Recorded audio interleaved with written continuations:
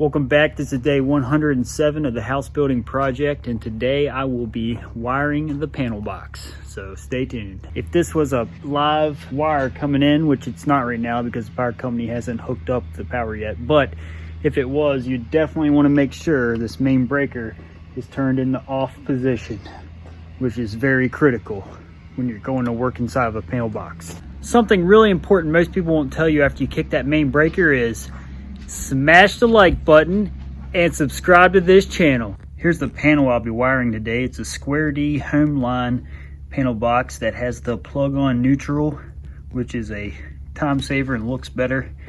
I'll show you how to do that. And this is at your Lowe's and Home Depot, and I'll put a link in the description if you want to check them out. So let's get started. So here's the no pigtail arc fault breaker.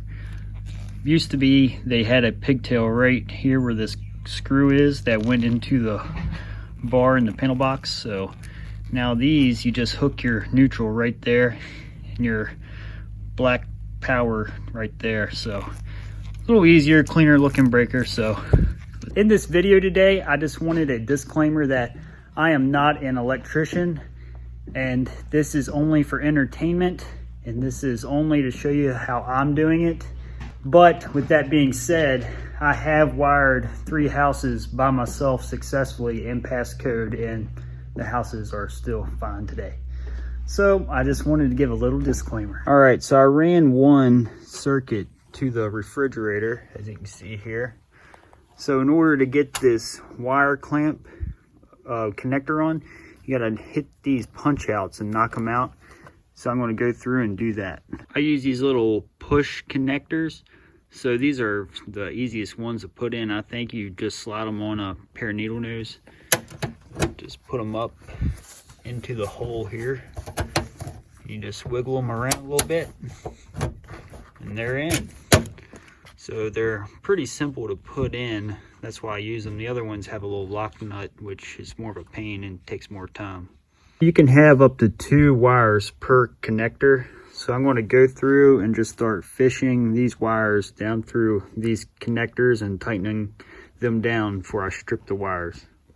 All right, I'm going to put these in after I go ahead and start stripping some of these wires, just because, you know, these are pretty thick, so they're going to be kind of in the way.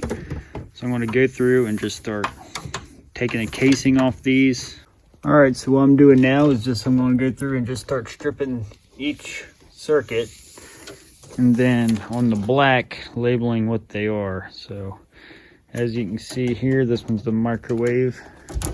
So I just cut the piece of the covering off, and then as you can see there, just sliding it back over the power. So let's do that to all of them.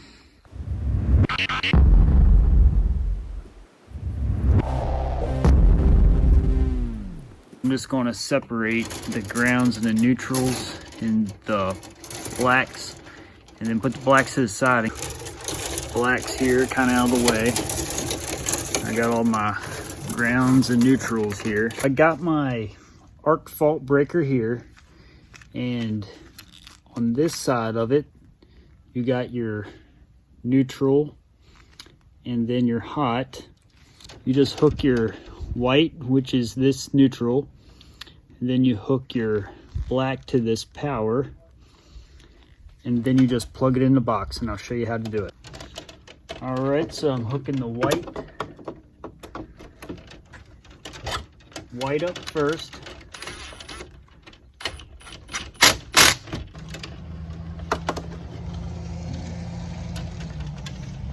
Now I'm just cutting this to length.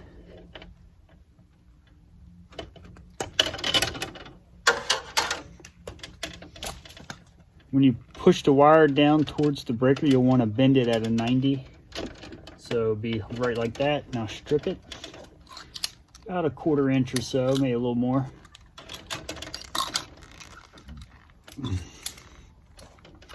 And then you just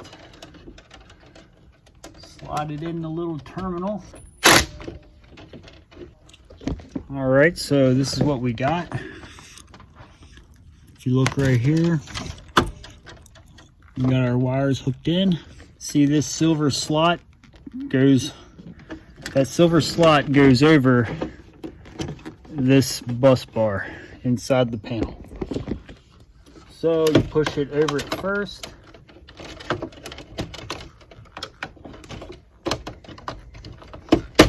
And then you slide it into the slot that's in the panel. So that's how you install your plug-on neutral arc fault breaker. All right, so that was how to do an arc fault breaker. Now this is just a standard breaker that all you got is this terminal that takes your black. So these are even simpler, believe it or not. And it's gonna go right in this space. So you simply already got my neutral and my ground already hooked into the bus bar. So I'll tuck the black up into the panel and around the side so it's nice and neat. Then again, I bend it at a 90. Then here's my other breaker, so we know we need to cut about right there. So we'll go ahead and snip it, and we keep our end so we know what it is to label it in the panel. And then just like our other one, we go ahead and strip about a 1/4 inch, maybe a little more, maybe 3/8. Okay. Then you just take your breaker, loosen up the little screw, push your wire in the terminal on the breaker and tighten it. All right, it just goes against this little black ridge right in here. So you'll just kind of angle it onto that ridge. Then you simply just push it and it locks into one of these little metal slots. Just wanted to show you guys something that you may not know is, so here's your power coming in. This is your ground that grounds your house, going to ground rods outside. But when your power comes in here, it actually lights up this whole metal back in the panel box. So that will be hot. So you do not touch that. Or you don't touch these lugs either. These have these little safety caps, so you can't actually bump into them when you're working. With that being said, if you look at the breaker, when it slides on, it goes on these little grooves, and that's what actually gets power into the breaker, which actually allows power to go into your circuit. So I got some regular breakers here that are not arc fault. I got a regular arc fault here, and then I got these purple ones are GFI and arc fault on one circuit. So that you would put these are the kitchen, and the dishwasher needs to be on a GFI. So you can hardwire the dishwasher and just put in one of these. Big black wire is your range wire. So when you open it up, it'll have a ground, a red, a black, and a white. So your white and your ground hook into your bar here.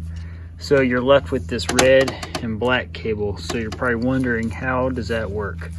So your standard circuit is a 110 volt. So when you have a red and a black, it hooks into the same breaker, and that creates a 240 volt circuit. So your range runs on 240, so that's how that works. Since these range wires are much heavier than the other wires, I like to go ahead and put my range breaker in there, so that way I can cut my wires right to length. It's a little simpler that way for me. All right, so that's what that's gonna look like when it's done. You got your red wire going in and your black wire, so both of them are powers. And you got your neutral back there and your ground, and it's going up to your range so you can cook some steaks. Okay guys, so here's the final inside of the panel. So we got all of our breakers hooked up. What I just finished up was the inside HVAC breaker. And over here is the inside furnace. And right here is the outside breaker for the HVAC. And there you go. So they are all hooked up, ready to go. Now I'm just gonna throw the cover on and call it a day. So I wanted to show you this. Here's the panel box, and then if you walk around the side of the house here, they're digging those lines there now, but walk around the side of the house, this is the meter. So I put in all this, it all got inspected, yada yada, but the meter that actually reads your power goes right there. So for those of you who didn't know, and it grounds this rod and then follows over and grounded to this rod. So there's 2 ground rods. That's code already. So after you get all the breakers in that you're going to use, you go through and knock out the spaces in the cover that you're going to have breakers coming through at. So for instance, up here you're going to leave these in because there's no breakers up there. So these pieces of metal come out really easy. You just take a pair of pliers, hold it all the way back, and work it a couple times, and then boom, it's out. All right, that's what it looks like with the panel door open. So you just flip it open, tells you what breaker's what here, and then click them on and off. That's the main breaker on is this way, and then kick it off is that way. But have all these on off right now because they're out there right now getting the power lines put in. So I'm just going to keep it shut and turn it off. So yeah, not bad. Looks better than all those wires hanging. And for anybody wondering, this white wire right here, that's for my TV and internet. It's just stubbed out the house right there, so it has nothing to do with the power. All right, thank you. So now that we got the panel in, that means that we can go ahead and get some heat hooked up since we got power, which is what we need for drywall. So the guys got my insulation done, and on the inside at least. So obviously after drywall goes in, they'll blow insulation up there. But yeah, these guys do a really good job. So if you guys are looking for a local insulator, I recommend Tommy Lear. He does a very good job. So shout out for Tommy for getting this done, and did a good job. Even caulks around these sill plates. I mean, excellent service. So as a word of advice for someone going to wire their house on their own that doesn't have too much experience, get somebody that you're close with or somebody local that you know that does electrical work, and just ask them questions. I mean, you know, like I said before in my previous videos, I grew up with my dad showing me this stuff, and you know, we still reference each other to this day. So and there's nothing wrong with that. And I don't care what profession you're in, everybody consults other people all the time. So it's fine. I guarantee you there's electricians that consult with each other over complicated issues every day. So don't let your ego get in the way. Another thing I wanted to mention to you guys is I showed you the video the other day of me passing code for electrical, plumbing, yada, yada, yada. But just remember, that was only for rough in, because the panel box gets inspected as your final inspection. So they'll re-inspect everything I'm doing today. All right, guys, if you like what you see, make sure you subscribe, and I will see you on day 108.